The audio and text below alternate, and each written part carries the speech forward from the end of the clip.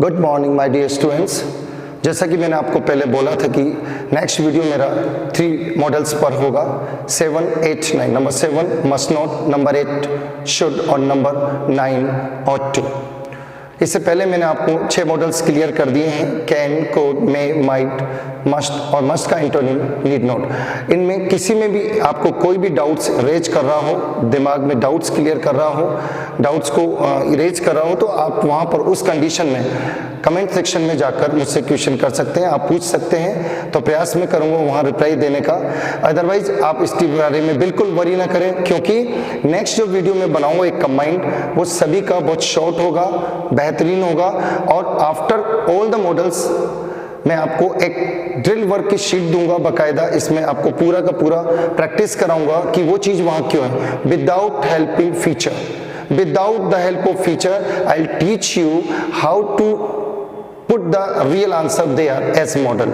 Definitely don't worry about it. Okay, चलो हम आगे बढ़ते हैं बिना कोई देरी के। ओके बच्चों, तो 7 मॉडल इज मस्ट नॉट।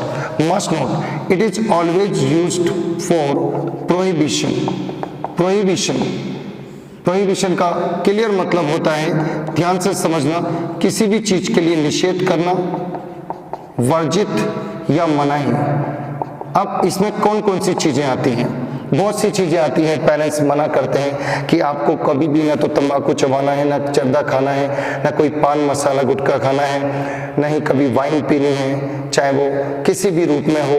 आपको किसी भी पब्लिक प्लेस पर अपनी व्हीकल्स को पार्क नहीं करना है, इधर उधर आपको स्पिट नहीं करना है। ये सारी बातें मस्ट नॉट में आती हैं। मैं बहुत ही ब्रीफली बताने का प्रयास करूंगा। इसमें लिखा जाता है नॉट टू ड्रिंक वाइन, साफ कहा जाता है, और बियर। ना तो आपको वाइन पीनी है ना बियर। नंबर 2, ध्यान से समझिएगा, not to smoke cigarette, pronunciation यही रहता, और बीड़ी। आपको स्मोक नहीं करना है। Not to chew any gutkha, gutkha नहीं खाना है, मसाला नहीं खाना है। Not to park your car at any public place। कुछ सिलेक्टेड बातें जो मैंने आपको बताई। The one is not to drink wine, आपको वाइन नहीं पीनी है। सख्त हिदायत होती है इस बात के लिए कि वाइन नहीं पीनी है, बियर नहीं पीनी है। नॉट टू स्मोक सिगारेट, आपको कोई भी सिगरेट और बीड़ी का सेवन नहीं करना है। Not to chew any gutkha, gutkha कोई भी गुटखा नहीं खाना, मसाला नहीं खाना। और not to park your car at any public places. और एक और है, not to spit here and there.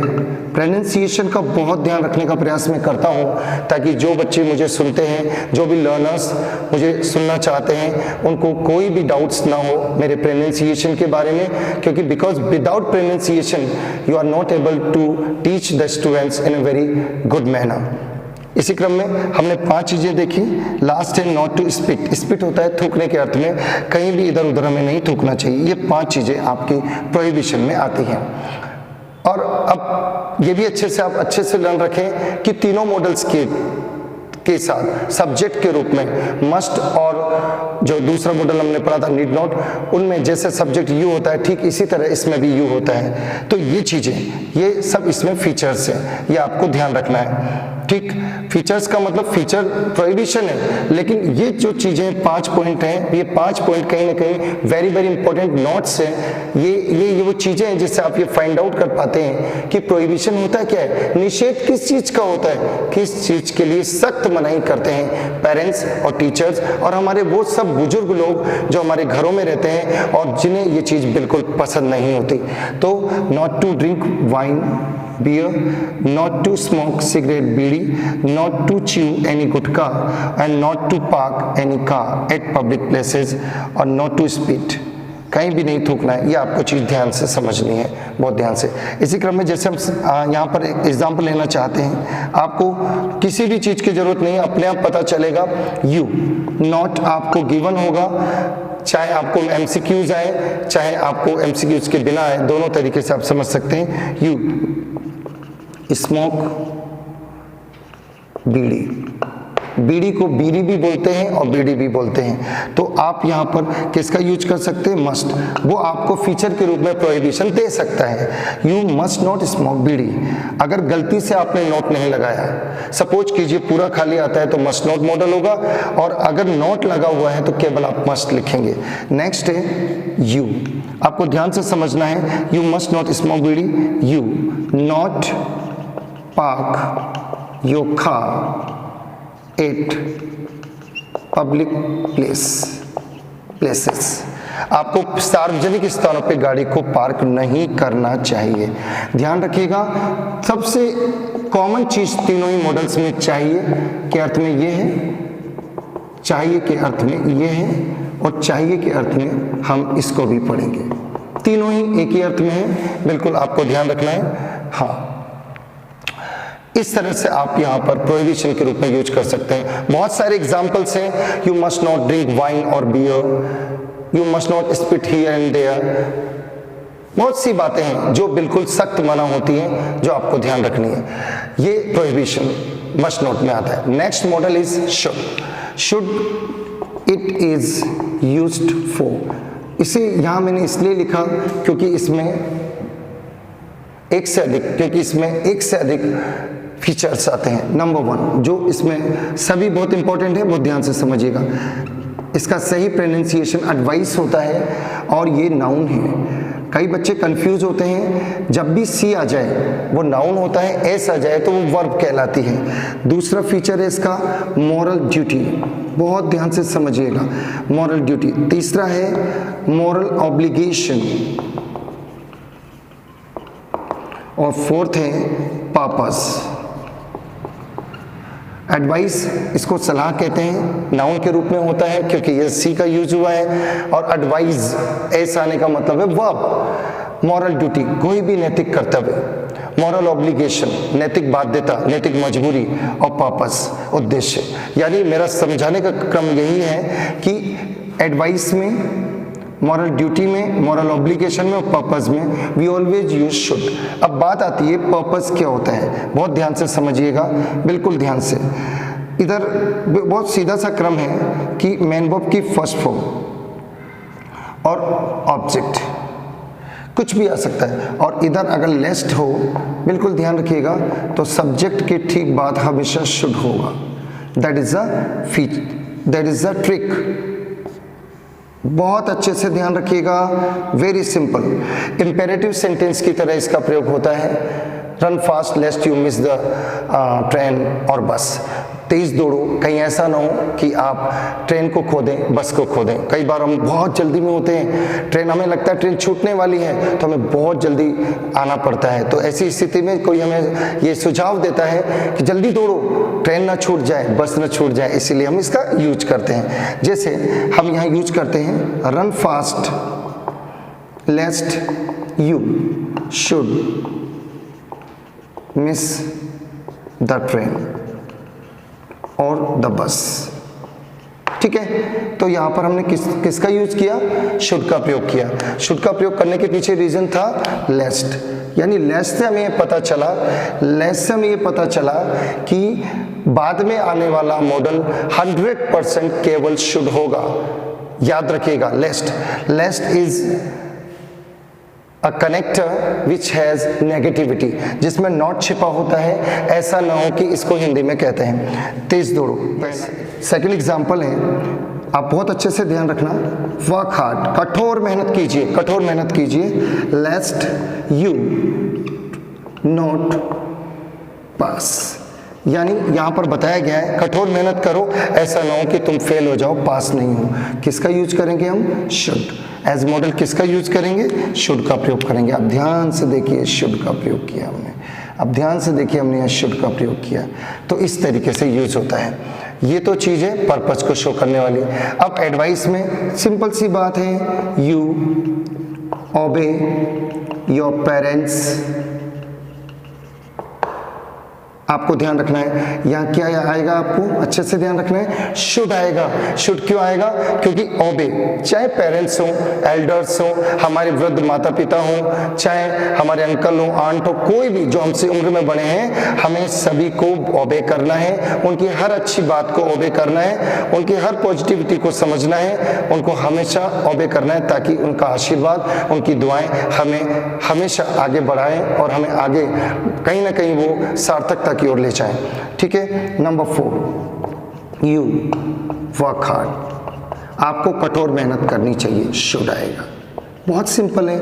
एक इसी क्रम में एक और मॉडल है, इसी मॉडल को एक रूप में और लिख सकते हैं, कंसल्ट योर डॉक्टर। मैंने आपको बताया भी था कि अच्छे से ये ध्यान रखना कि डॉक्टर को कंसल्ट करने के लिए शुड भी आता है और मस्ट भी आता है। क्या डिफरेंस सिखाया था मैंने मस्ट में? मैंने सिखाया था कि यदि बाद में कोई कंडीशन दे दी जाए कि the patient is very serious और यू आर सीरियस, कभी भी सीरियस आ जाए तो आपको वहां पर किसका यूज करना है? मस्ट का यूज करना है। और सीरियस वाला ऑप्शन ना हो आपको तो केवल आपको शुड लिखना है। जैसे कठोर मेहनत की बात करते हैं, अगर उसमें बाद में ये दिया है एज, उसमें अच्छे से दिया है कि as your exams are round the corner, then must use होगा भाई। लेकिन अगर नहीं दिया है तो हम हमेशा शुड का प्रयोग करेंगे। तो इस तरीके से ये शुड खत्म होता है एडवाइस के लिए, मॉरल ड्यूटी के लिए, मॉरल ऑब्लिगेशन के लिए और पर्पज के लिए। यानी पर्पज को मैंने पहले 2 एग्जांपल्स में क्लियर किया, 3rd, 4th और 5th एग्जांपल इन तीनों को, 1st, 2nd और 3rd को क्लियर करता है। मॉरल ड्यूटी ये होती है जैसे घर के बड़ों की बात मानना।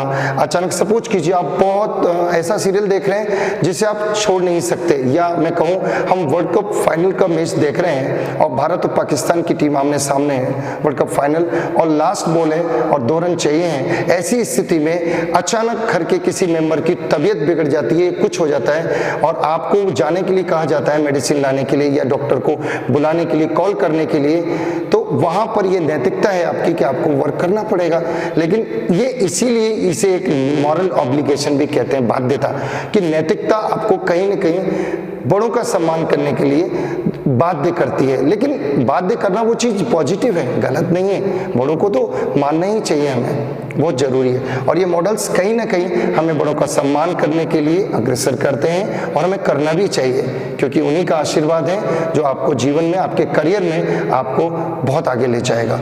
इसी क्रम में हम नंबर 9 पे चलते हैं, ought to. Ought to should का ही एक रूप है, केवल शुड और ऑट टू में अंतर है कि शुड के साथ we never use to as, कभी भी हम उसका प्रयोग नहीं करते टू का, लेकिन ऑट के साथ हमेशा टू प्रीपोजिशन ठीक उसके बाद लिखा जाता है।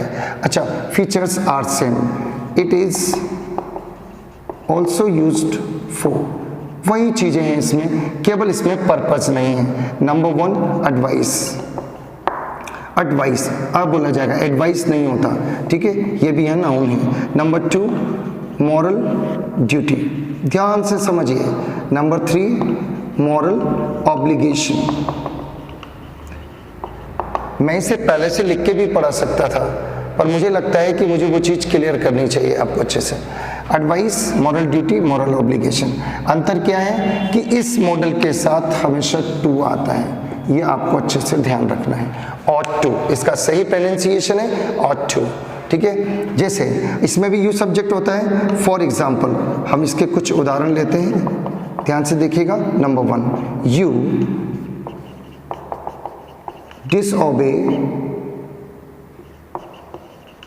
योर एल्डर्स और पेरेंट्स।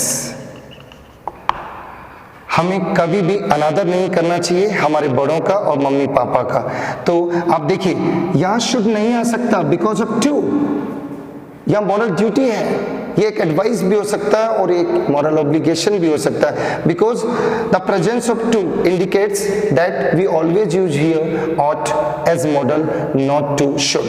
हम कभी भी शुड का प्रयोग नहीं करेंगे, हम ऑट को लिखेंगे क्योंकि ऑलरेडी टू आया हुआ है तो ऑट का प्रयोग होगा। Next, you respect your elders, parents. To आ रहा है, केवल ऑट आएगा। टू होने पर we cannot use here should, हम शुड का प्रयोग नहीं कर सकते। Number 3 you to work hard, कठोर मेहनत करने के लिए। Number 4, you to work hard to consult your doctor.